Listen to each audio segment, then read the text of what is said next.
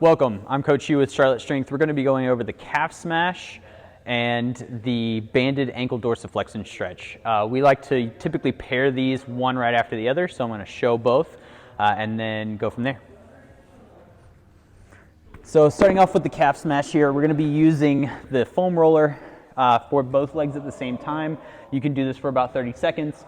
If you're doing one leg at a time, you're going to do 30 seconds each. I'll show both again to start here. So lifting both legs, you're going to try to find a spot that's a little bit tighter or maybe a little bit more tender than the rest.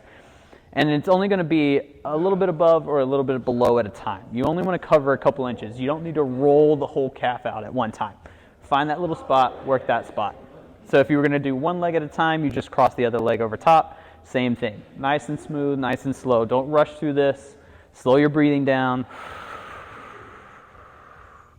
And work that small little space. Again, for about 30 seconds.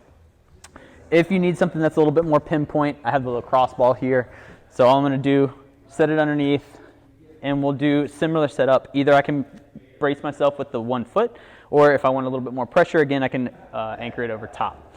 So I'm going to start here. I'm going to try to find that same spot, and we're going to go a little bit deeper into that. So either rotating side to side, or rolling back and forth, but you're only covering that small space. Small amount of space at a time. We want to hit key points here, not just trying to get the whole thing. All right, once you finish the smash portion, then you'll go into the banded ankle dorsiflexion stretch.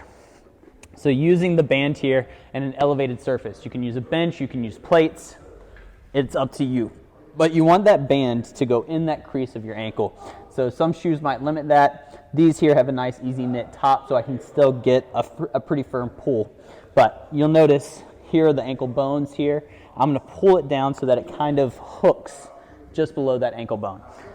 From here, I'm going to shift my weight, but I'm trying to pull myself into that position. So I'm using my hamstring, I'm using the front of my shin to pull myself into that stretch and then ease back out.